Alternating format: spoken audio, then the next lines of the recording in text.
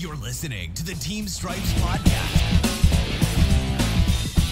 Hey everybody, welcome back to the Team Stripe podcast. This is episode 64. I'm Ross Cromaldi, and I'm joined by my co-host, Mr. Brenden and Ross. What's up, dude? I'm living the dream right now. We finally got some rain down here in Dallas last night. Massive storm. Got to go golf this morning. There's playoff hockey on every day. I don't think life could get a whole lot better right now, if we're being honest. No, I think I agree. It definitely can't. The Lightning are up 3-1 on the Blue Jackets. My 4-game sweep prediction that I made last week, that was very stern, did not come true, but we're close. I was gonna say close. One game off there probably. Up 3-1. So I'm rocking my Lightning jersey, one that gives Brenden bad dreams. My 2004 Stanley Cup jersey. Cutting Sorry, deep buddy. Here. You're cutting deep here. I am purposely wearing this jersey just for you. So, I think today's going to be a me and you episode because we couldn't have guessed. Unfortunately, I think we have to jump right into probably the biggest headline of the week that we had was Tampa and Columbus game 1 and game overtime. 2 maybe 5 overtimes. I mean, well, really, it was game 1, game 2, and game 2.5. Period 1 of game 3. Yeah, that was wild. I mean, how do you play for that long without just like somebody score eventually, right? How do you referee that long? Yeah, that would really suck. I was texting people like, eventually they got to just kick one in. Yeah. Like at a certain point when you say, okay, I'm just going to kick it in myself, call it a goal, and we're going to go home. Like I texted one of my buddies, and he was working the Flames game, right? Flames in Dallas. Yep. And he said that he watched the start of the game in his hotel room, and then went and worked his game, and got back to the hotel room and watched the end of the Lightning and Blue Jackets. Yeah, I think the official game time was 7 hours-ish or something like that. Yeah, I think it's like 6.5, 7 hours. Yeah. I mean, I just – like, what do you do for 5 overtimes, especially as a referee or a linesman? I mean, like, you're out there for the whole time. Like, What are you eating in between the periods? Like anything. Just bring pizza or what? Well, then again, though, it's not like the game back in 2000 that I remember watching as a kid where they were ordering pizza between periods. You don't think there was any pizza? Oh, I have no idea. I'll have to try to get some insider information on what they were doing. I would assume lots of fluids, maybe something to eat, maybe an IV. Who knows? That would just maybe some oxygen. I'd be asking for double the pay because I worked 2 games. Well, unfortunately. Unfortunately. But besides that game, I mean, I think it was funny, though, because obviously Boston, Carolina was supposed to play game 1. The social media aspect of it was fantastic. Oh, it was awesome. My favorite tweet was when the Hurricanes PR people tweeted, at NHL, hey, the Lightning and Blue Jackets are hogging the ice. We're supposed to play at 8. It was funny. I saw a picture of it was the Hurricanes players, and they were sitting in like the warm-up room wherever they've been warming up so far, and they're just sitting there watching it on TV. And I'm kind of sitting there. I was like, guys, you could just stroll out to the ice and stand at the Zamdor and make this a Pee Wee tournament again. Yep. But they could have, I'm sure. I just thought it was funny that game obviously got delayed. They had to play it the next day at whatever. I think it was 11 a.m. Yeah, it was 11 start time or something crazy. And then they decided to go to what, OT or double OT? They went to double. Yeah, they went to double overtime. I mean, that's just insane. Yeah, it was fun, but that was insane because I remember. I think like most everybody, I started watching the 5 overtime game, and I started watching it, and then I tuned into the Flames game, so I completely stopped watching the game. And then Flames game ended. I was at work the whole time. Yeah, like I mean, people had full shifts. Like it was a full day of work. Like I remember Flames game was done. I looked at the NHL Game Center and it was like, oh, this game's still going on. And I was driving in to go referee that night, and the game went on still for probably 2 more periods. It was insane. But that series has actually been fun to watch for me. I like Tampa's possession wise outplayed them. All of them have been pretty good. I think everyone's either up 2-1 or 3-1. Mm-hmm. The only one that's I think tied is Flames and Dallas. Yeah, Flames and Dallas is 2-2. Oh, the Islanders are up on the Caps 3-0. Yep. The Caps are going home tomorrow. Chicago's probably going home tomorrow. Probably. We shall see. And then Boston's leading 2-1. Crazy thing in the Boston series is Tuukka said, "I'm going home." Yeah. What did you think of that? If it's for what some people are saying as far as it might be a mental health thing, there are bigger things in life than hockey. 100%. And I hope his teammates understand that if it's a mental health issue that he's dealing with, that they need to, be supportive of him and not necessarily, mad at him for leaving. Yeah, I mean, I don't think obviously you're not going to leave your team if it isn't something really bad. So all the best to Tuukka. Hopefully everything goes well. It sucks that he had to opt out, but it is what it is. Life goes on, and they got Yaroslav Halak, who's a decent goaltender himself, and I think they'll be just fine. He stood on his head in Game 3, if I remember correctly. Yeah. So I think everything will be all right with the Bruins. It sucks, but it's just one of those things. Hockey isn't the most important thing, and obviously Tuukka's got some personal shit that he's got to deal with. Yeah, and nobody's going to ever blame him for that. I think the general consensus around the Bruins where they supported him fully, and hockey's not always first, and that's understandable. Yep, that series has also been fun to watch. I just love watching the bunch of jerks. Let's be honest. Yeah, they're a fun team to watch, and anybody with a coach like Brenden Moore, you would want to absolutely run through a wall for that guy. Exactly. Considering he's 50 and could still probably play in the league. Oh, 100% he could. But he could definitely still fight half the guys in the league. Oh, and probably win. Yep. Yeah. I think the biggest surprise that I've seen so far is the Canucks leading 2-1 over the Blues here. Yeah. Game 3 tonight at 10:30. So we'll see what happens. Nope. Game 4 tonight. Oh, Game 4. I'm sorry. Yeah, Game 4. You're good. Game 4 on Monday. So by the time this airs, we will know if Canucks are up 3-1 or it's going to be 2-2.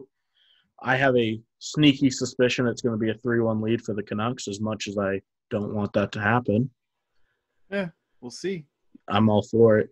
So, and then we had a crazy referee injury. Kevin Pollock getting hit in the face, breaking his jaw, and I believe Trevor Hansen had to come in as the standby referee and take over. Did you see Trevor come into the game? No, I saw him puffing himself up. Oh, I don't know if he took some pre-workout right before, but he was amped up. He came out just flying. And I thought it was funny, but at the same time, in my head, I was like, yeah, I would be doing the exact same thing if I was him. I'd probably be doing the opposite. You'd be like, I'm in this game with 4 minutes left. I'm here, whatever. Let's go. I would just be scared because there's 4 minutes left in a hockey game. Yeah, right. That would be so weird. So there was only 4 minutes left. I didn't realize that. Gotcha. So he came in. Okay. I guess at that point, if you're in a crucial part of the game, you got to get your head into it real quick if you're only going to work 4 minutes. It would just be insane, though, to you're sitting there, you're watching 2.5, almost 3 periods, and then all of a sudden it's like, hey, go in. Yeah. And it's like, uh-oh. Yeah. Well, it's never uh-oh for those guys. No.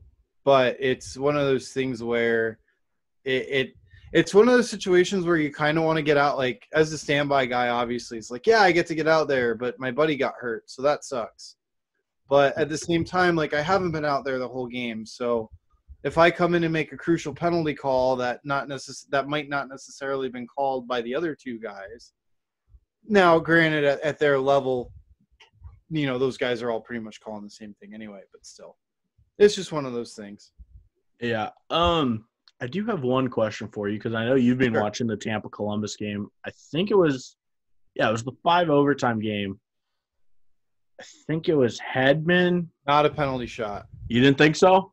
100%. I totally agree with that. 100% not a penalty shot. I thought Hedman hustled. He took away the angle. He made a play on the puck.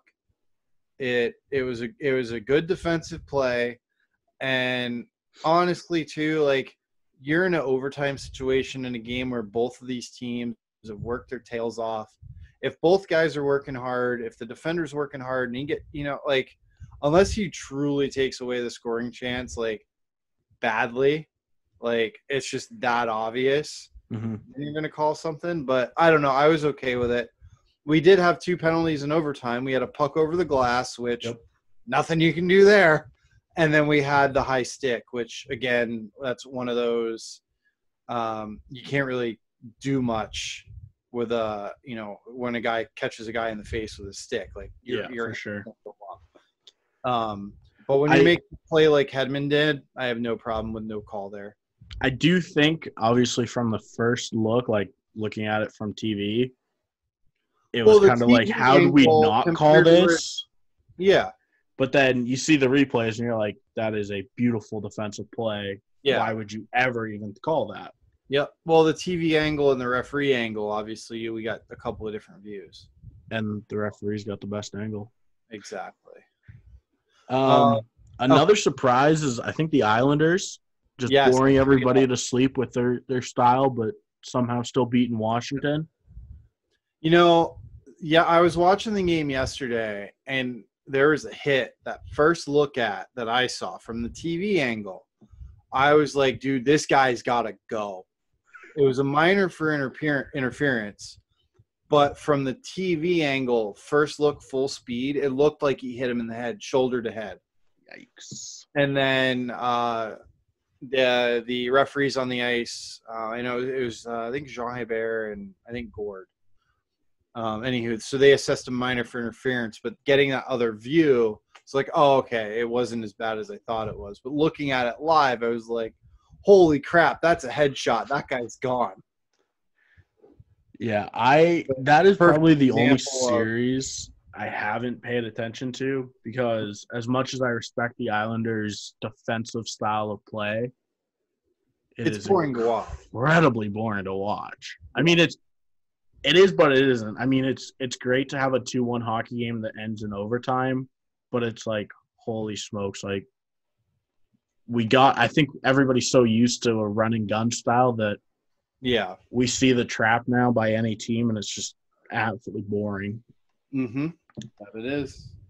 And then you were telling me about something with the goalie having the wrong color tape on the top. Yes. So, per NHL rules, this is nowhere else that I'm fully aware of. I know USA Hockey, they don't care. I'm sure Hockey Canada doesn't care. In the NHL, goaltenders have to have white knobs on their sticks. Like, the top of their sticks have to be white. Obviously, because somebody did black one day and they thought it was a puck, and it's not.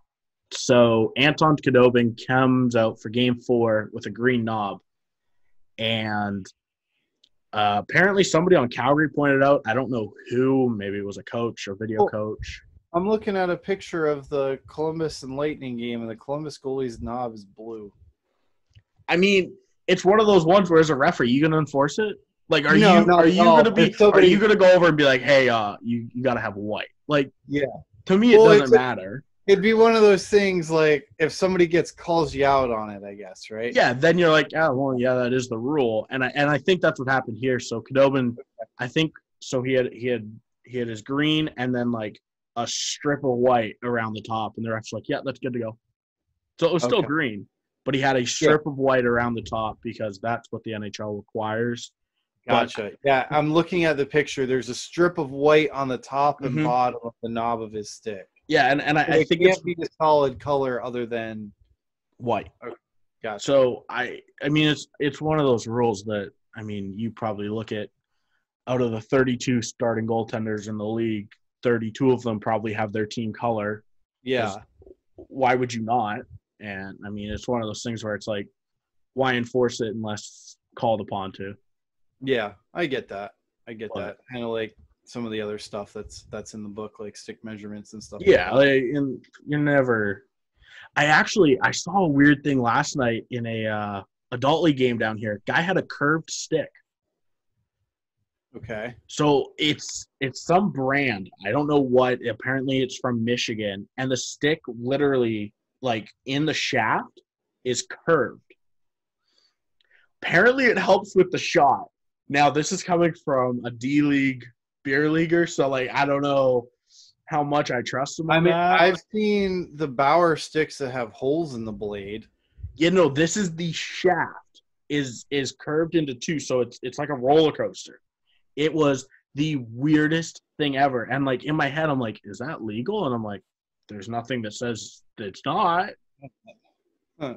But like I was like, because I even asked him, I was like, where did you get this from? And he's like, oh, it's a company up in Michigan. Like, it helps with your shot speed and things like that. And I was just like, how would you? I was like, how? Like, I grabbed it because I'm like, okay, like I kind of want to know like how I would play with this. And I grab it and I'm kind of stick handling the puck. I'm like, how would you? Like, it felt so weird. And I was like, man, like that's just one of those things where it's like it's not an illegal stick that I'm aware of. And if it is, somebody please tell me because I should probably know. I don't think that's a thing as far as it being illegal. I've never seen a curved shaft before. Because, like, you look at it and it goes to the left and to the right. It was.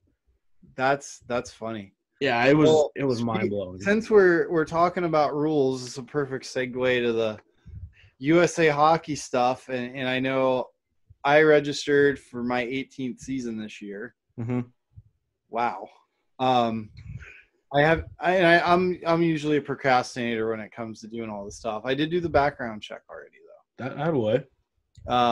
So as far as I know, that came back clean. Anywho, so yeah, let's talk about these USA Hockey tests specifically. You know, for our American listeners. So you said you did the level 4 open book and you didn't pass it? Yeah. So me being me. I applied for the level 4 and I go in to do the closed book or the open book, sorry. And me being me, for some reason at like 3 a.m. one morning, I was like, you know what? I'm going to do it right now. So I hopped on my computer, opened it up, and you need a 45 to pass. And I was doing fine. And then all of a sudden I got a 44 out of 50. And I'm like, oh boy. And looking back at the questions. Hey, dude, don't feel bad. I almost always fail the open book the first time.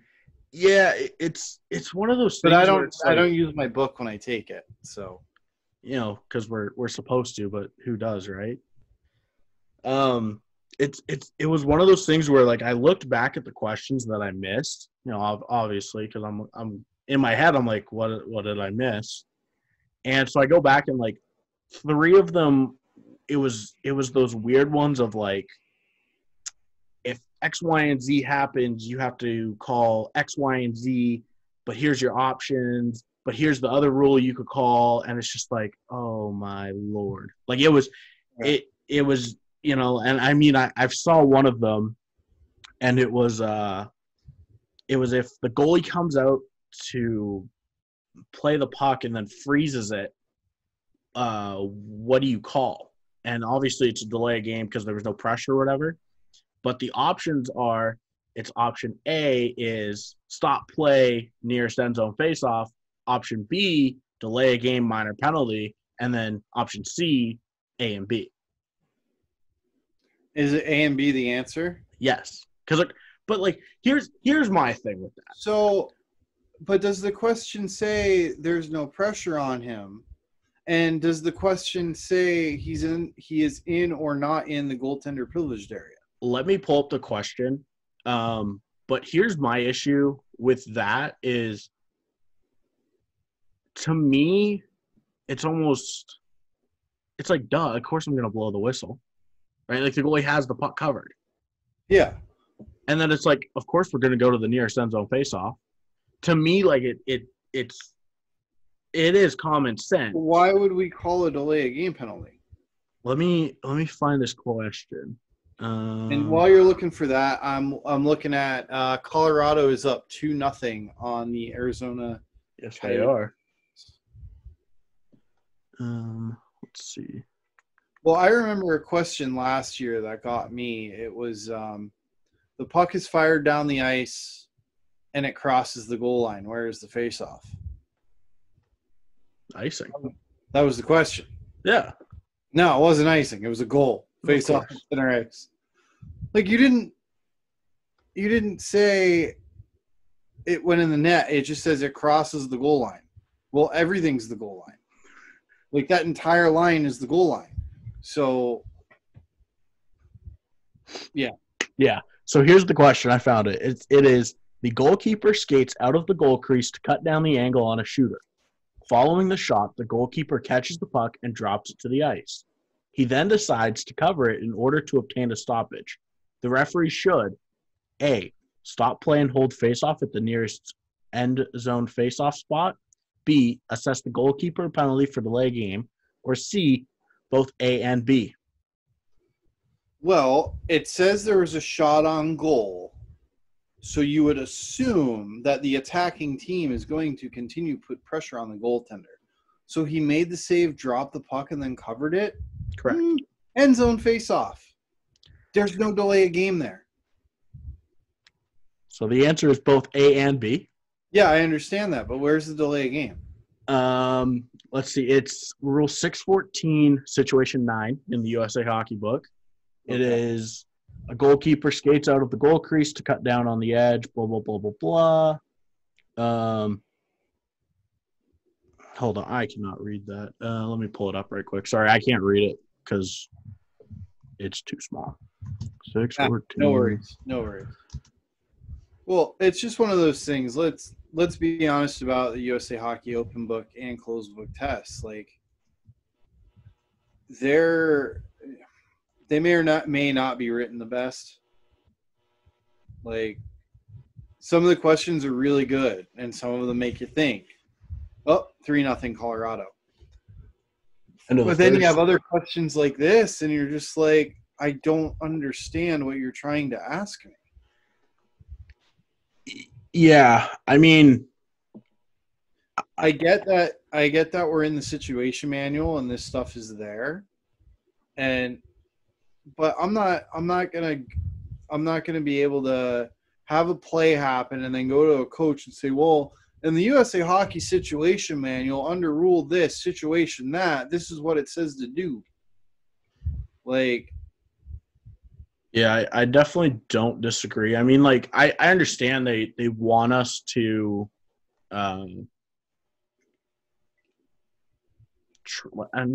they want to try and trick us, but at the same time they don't. Yeah. Like, I just feel like that's a trick question. Yeah, I've always found it really frustrating. What were some of the other ones that you didn't get right? I honestly can't remember off the I top know of a my head. few people had questions where they were like the same question, but the verbiage was slightly different. Yep. So the answer was different, and people got both of them wrong because they didn't read the verbiage. Like, they just assumed instead of actually reading it. Yeah, I got one wrong like that because it should have been penalized under head contact, and for some reason I was like, oh, it's an elbow because he hit him with the elbow. Gotcha, but it was probably an elbow to the head. It was, which goes under. But head contact. Now, here's a penalty to talk about: elbowing. When do you call an elbow? When the hit's high, usually to the head. Well, if we have head contact and we want 2 and 10s for that hit, why is elbowing even still in the rule book? It should just be if you elbow a guy, just 2 and 10, because that elbow's usually going to the head. Like, why do we even have it there? No, I definitely don't So disagree. obviously, like for me in the creative officiating that I like to do, I'm gonna call the elbow Mhm. because I'm like, man, that's not a hit that deserves a 12-minute penalty. But I'm just a linesman, so when I'm calling penalties, they got bigger issues than me calling elbowing or head contact. So I have the rule pulled up for the goalkeeper one, and the situation is a goalkeeper skates out of the goal crease to cut down the angle of a shooter. Following the shot, the goalkeeper catches the puck in the air and drops it to the ice. This one says he then decides to hold it against the boards, net, ice, or his body to obtain a stoppage of play. Should the referee assess a minor penalty for delaying the game? Yes. Reason being is this action by the goalkeeper is not considered to be done in the act of playing goal and should be penalized. If the goalkeeper had sufficient time to drop the puck to the ice, he must be forced to play it.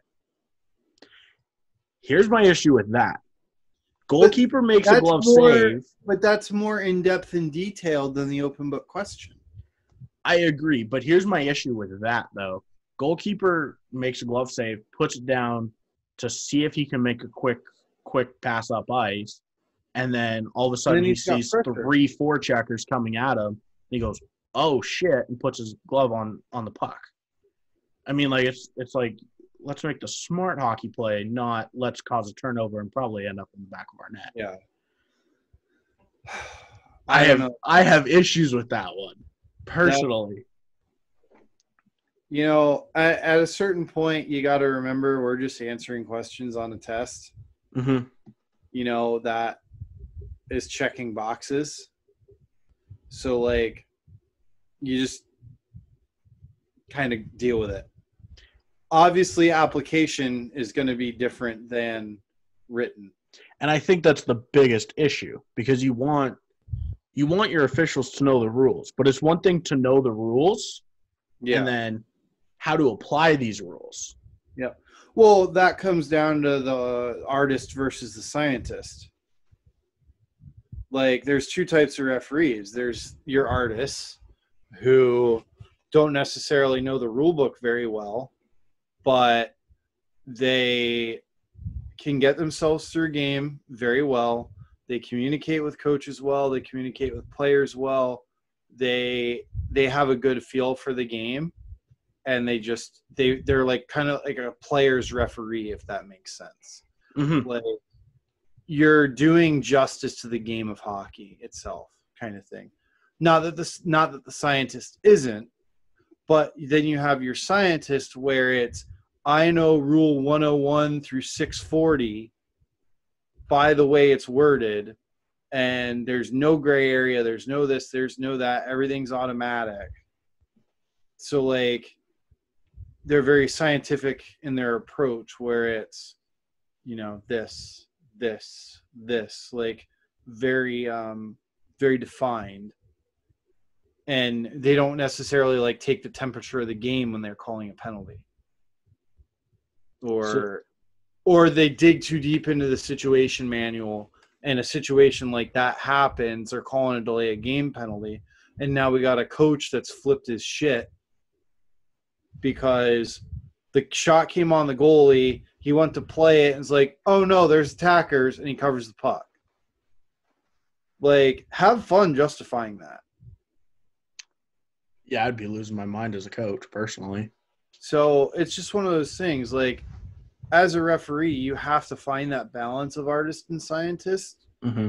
Might not necessarily be, you know, the right thing to be too much, you know, all artists or all scientists, but you kind of want that happy medium. Obviously, we want everybody to know the rules. Obviously, we want everyone to apply them correctly. But at the same time, like, there's a time and a place for calls. I agree 100%. Like, tonight I have a couple of B-League games. What's a penalty in B-League isn't necessarily a penalty in Advanced League. Just like what's a penalty in a U18 AAA game, it probably isn't a penalty in a junior game. You know, like, because the mentalities are different. Yeah, I agree. I think, I mean, That's obviously the hardest thing about the USA Hockey Rulebook is it's written for Well, U8 it's light. written for everybody. It's written Yes. for your day one level one, who's never refereed a game before in his life, and it's also written for a guy like myself or others that have been doing this 15, 20, 30 years with the no black and white. hmm And I think that's the Or biggest only black and issue. white, no gray. Yeah. Because I mean, it's obviously it's one of those things where it's not ever going to be solved because there's no unless you have a different rule book for every level. I mean, it's never Yeah. going to work. I mean, we kind of do with, Pee Wee and below, then Bantams, then high school, then midget, then adult. But Yes. it all operates under the same thing with minor differences. Yeah. And I mean, like, it's tough to go from a U18 AA game to a junior game because those standards are two completely different games. I remember my Unless you first do what junior I do game. and ref the U18 game like it's a junior game. Yeah, I mean, I remember my first junior game. I remember at the end of the first period, I went to the locker room and I looked at the guys and they're like, "You okay?" And I was like, "Do we just like this is kind of like murder ball, no?" And they're like, "No, this is just a normal junior game." Yep. And I was just like, "So we're okay with murder ball?" And they're like, "Yeah, sure." Like, okay. And I was like, Yeah. "Oh, okay." Like this is, and then you start learning, okay, like this is what is a penalty in juniors. This is what's not, and Yep. it's definitely tough to Well, yeah, separate the two. it is. It definitely is. It's just one of those things. Like, as you progress in your officiating career and you learn your rule books and you learn how to apply them, like, that's where you start leaning more towards artist from being, starting out maybe as a scientist. Or also, too, I feel like guys that played the game They but know it. also officiated a long time, not necessarily just, I just got done playing and I'm going to go to the combine and now I'm in the NHL. Not that there's anything wrong with that. It is what it is. But like, you have to have a feel for the game, but definitely like learning and progressing and like feeling it out and all that, like, and knowing when to apply certain rules at certain times. There's definitely there's an art to it. I'm sorry, there just is. No, and I agree 100%. I mean, like, even me doing adult league up here in Dallas, I mean, we have levels A through E, and level A is all of those guys have played for the most part AAA or higher. There's a few pros in there, a bunch of ex pros. So it's one of those things where it's like, hey, with you guys, I might let you get away with something that in a D League game's getting called. Or Yeah. one of my biggest thing is in junior hockey, if you shoot the puck in on net while it's delayed offside, it's not a whistle. It's just clear the zone still. Yeah, you play on. I will let the A-leaguers do that, especially here. I mean, I'll give it to them, and then generally one of them, because you're gonna have so many freaking whistles. exactly, and generally once or twice they'll be like, "Isn't that a whistle?" And you're like, "Yes, but I'm trying to let you guys, play good hockey." And then for the most part, they're always like, "Oh, awesome, that's great, like thank you," and they appreciate that. Whereas in a D League game, it's like, "Yeah, well, it's offside." Yeah. Well, So- also in a D League game, if there's an offside shot on goal, it's like someone murdered someone and they go apeshit about it. Probably. So, well, with that, I guess we got to touch on seminars a little bit since Yep. we're talking rules. I know here we got our instructions schedule. We are doing everything via Zoom. Mhm. So that's going to be fun. Our level 4 seminar is with our district staff via Zoom. I'm looking forward to it. So we're going to have like 30 or 40 people on a Zoom call, a couple of instructors. I know our first couple are probably going to be just an absolute disaster. But, I think after our first or second one, when we get it all figured out, it'll all be all right. And I'm not gonna lie. I wouldn't be surprised to see this kind of seminar be an option in the future going forward. I was gonna say I kind of hope for that. I think for, maybe level 1, definitely level 1s, maybe level 2. Well, I think level 1 should be in person. Yeah, for sure, 100%. They have to be in a classroom. But like your level 3 seminar specifically, like Zoom. Yeah, same. I mean, especially in Dallas, our level 4, I think there's generally 30 or 40 of us in there, and it's the same 30 or 40 guys every year. Yep. And like, yeah, it's all nice to get back and see everybody, but it's like we could do this over Zoom in about 2 hours and be done. Yeah. Like, I think that sounds a lot better than, hey, let's go to this classroom, have a class session. This year, I was planning on going to the tenured so I could get that status, but I still always plan on going to the 4. Like, even though I'm tenured, like, because here in Florida, we have such a small group of level 4s that, we all know each other and we're all buddies and stuff. Like, I still want to see everybody once a year. Like, why not go? I just don't have to do the test date anymore. Yeah. But I'm going to go hang out. Oh, 100%. I mean, maybe not when it's in Miami or, a couple hours away, but if it's within an hour of me, usually either Tampa or Orlando, I'll definitely go. Yeah. I would like to see it all on Zoom. Obviously for the level 4 skating test, I think that's one of those things where it's like, hey guys, come in, do the skating test, do the closed book, but everything else will be on Zoom. Yep. I mean, I would be all on board for that. I could see that as well. Because that's 2 hours on the ice in the classroom and then 2 hours on a Zoom call on a random Monday night. Yep, exactly. Same effect. I mean, everybody's going to listen the same. Yeah, for sure. For sure. I think, obviously, if we take advantage of the technology going forward, a lot can be done. A lot of things can be made better. Like, I got some plans that I got to talk to our training people about within our association. So we'll see how that goes. But it's going to be an exciting season. Lots of changes, lots of finding the new normal. I know up in the Northeast, it's going to be a shit show because I've been seeing like on the news that they're saying, "Oh, you sports, spreads COVID, this and that." Meanwhile, down south, we're like, "Send it." We've been in full swing still. Yeah. So I don't know. Going to be an interesting year. I'm looking forward to it. It's going to be everyone take it as it comes. Don't get frustrated if things get canceled or don't happen. I know we have a big Labor Day tournament that usually takes place in Orlando. It's actually taking place in Wesley Chapel because the building in Orlando took some physical damage. But we're not allowed to have any teams from out of state per State Hoff, which is our state amateur hockey of Florida. So it's going to be pretty much every team in the state of Florida is going to be here with a tournament between Wesley Chapel and Brenden. So are teams allowed to travel out of state if they want to? All I know is Sayhoff said they're not allowing teams to come in from out of state right now.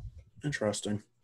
I mean, I have no clue what Dallas's Labor Day tournament's going to be like. It's generally an absolute gong show of just games galore from 6 a.m. to 10 p.m. all day long. Yep. We have 6 sheets that we're going to be using, so we'll see what happens. Yeah, I think we have about 12 or 14 sheets in Dallas we'll use. Okay. And it's just nonstop hockey for Monday or Friday through Monday pretty much. I have no clue what the tournament's going to look like this year. Obviously, there's Canadian teams that always come down that won't be here. Yeah, they can't cross the border. Yeah, so I have no clue what our tournament's going to look like this year. I'm excited for it. I mean, it's going to be fun. Hockey's back. I'm excited to see everybody and hang out. I mean, that's why we do it. But I've no clue if it's going to be Texas only or Tahoe only because we have Oklahoma as well. Yeah. If that's the case, I mean, it's still going to be fun. It's still going to be hockey. It'll be a good time, Yeah. Well, I know we're both looking forward to our Labor Day tournaments, and I think our next thing we have to mention the Team Stripes Academy. It is the master course presented by Don Koharski, and the rest of some of the other Team Stripes gentlemen. Brenden, Logan, a couple of the other guys that have appeared, and as well as Mr. Jamie Koharski, who has popped in on our Twitch stream. So if you're looking for a master course on how to be a better referee, definitely check that out. It's definitely worth the money. Money well spent on that on the Team Stripes Academy. So And I guess. Oh, go ahead. don't forget to check us out on all our social medias. Go Team Stripes is Facebook, Twitter, Instagram, and YouTube. And Twitch. And Twitch. And Which we need to plan Discord. a Twitch stream soon. And a Discord. I agree with that. Please, give us, send us your wacky rules that you're seeing from these tests. I've only seen the level 4 tests. Send us stuff from the level 2, level 1, level 3. And you Hockey Canada people, send us the same stuff. Come on. Please, because I want to learn those rules. And if anyone internationally is listening, also please get on our Facebook group, the Ice Hockey Referees Club, I think it is. Is that right? Ice Hockey Referee Club, yes. Yep. Send us in rules, and also if anyone would like to be a guest, we're definitely we're not just limited to guys that work high level hockey. It could be anybody. Let's say you're a guy that's been working 25 years and all you've ever done is up to either some youth and some men's league. Doesn't matter. Everyone's got a story to tell, and I'm sure everyone's got some fantastic stories, so we wouldn't mind. Definitely hit us up if you think you'd be a good interview for the podcast. And also, one last thing I have to mention is on our YouTube channel, I am going to start posting daily recaps of stuff happening in the NHL. So start looking out for those. I will be as diligent as possible in posting those. And I think with that, it wraps up episode 64 of our podcast.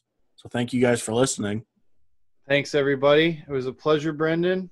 And everyone, keep watching hockey. Enjoy the playoffs. And we will see you next week. Have a great week, guys.